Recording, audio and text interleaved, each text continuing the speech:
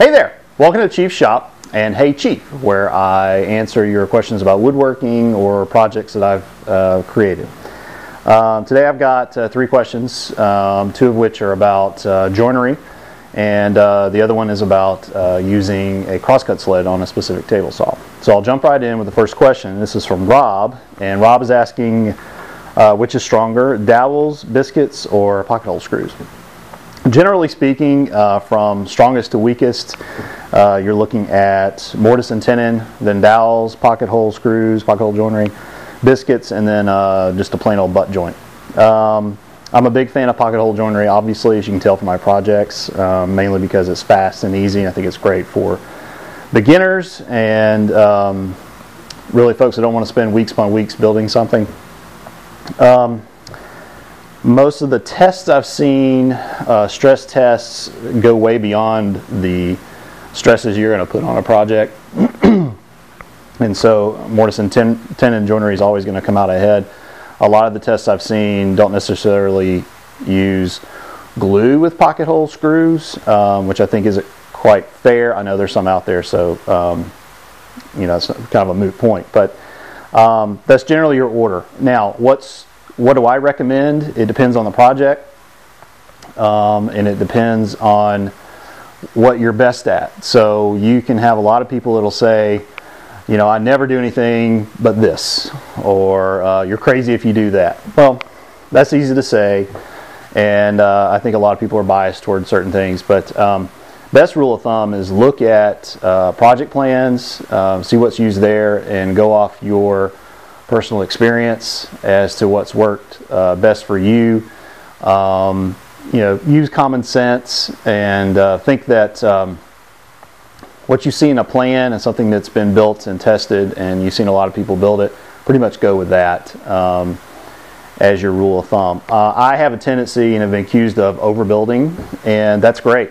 Accuse me of that all day long, because that means I've really taken a lot of effort and care to make sure that a project is going to last and stand a lot of stresses. I have 3 boys, and if I can make a project last through them, I know I've done something right. So, again, common sense, but as I said, mortise and tenon, dowels, pocket hole joinery, biscuits, butt joint. Some may disagree, and that's fine, but that's basically what I've seen from a lot of the testing articles that I've read and from personal experience. All right, the next question is from Bev, and she's got a question about joining plywood to some 2x using pocket hole joinery. And her question is, she's got some 18 millimeter thick plywood, and she's wanting to know what setting to use. She said her choices are 5/8 for a 16 millimeter piece or 3/4 inch for a 19 millimeter thick piece. She's thinking she needs to use the 3/4 inch setting, and what do I think? And I think she's fine. I think that'll work.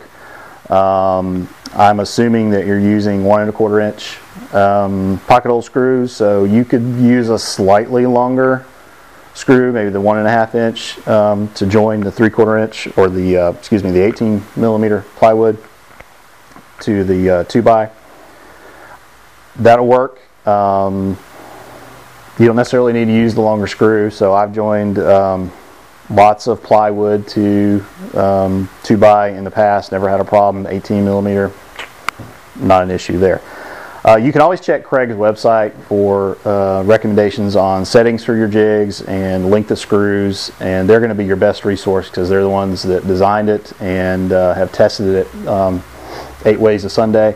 I keep scrap wood around a lot of times for testing various settings on pocket holes and screw lengths, just to see what's going to work, and I will run a little stress test occasionally on that as well, but mainly I'm looking to see if it's going to give me enough bite into the wood I'm joining to make sure it's going to hold. Obviously I use glue with much of my pocket hole joinery unless I plan to remove that part at some point or make it replaceable like a workbench or something like that.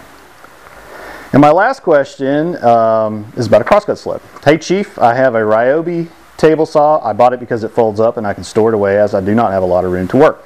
My problem is I really need a crosscut sled, but the slots for the miter have these extensions on them, making it impossible to fit hardwood in the slots that would be on the bottom of the sled.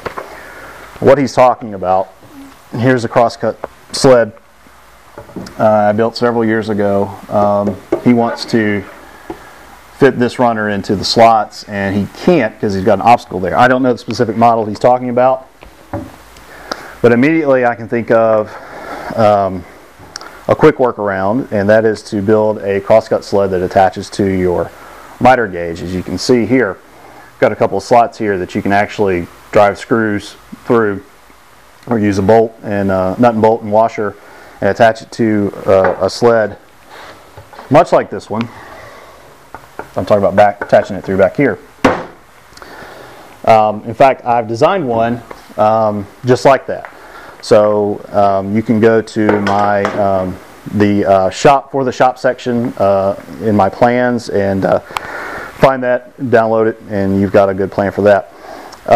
If you are looking to do something a little bit more complex, a crosscut sled that spans the entire width of the saw, you know, you're going to have a little bit of an issue there. You could get a second miter gauge and have a sled that's attached to both of those and try to work that way. Again, I don't know the specific model, but it sounds like that might be your solution, is to work off that way. Well, I hope you found these useful, and I encourage you to send me emails, respond to the videos, post it on Facebook, any questions you have about my projects, woodworking in general, and I'll be sure to answer them. And like I always say, time to get off the computer, get back in the shop, and make some sawdust.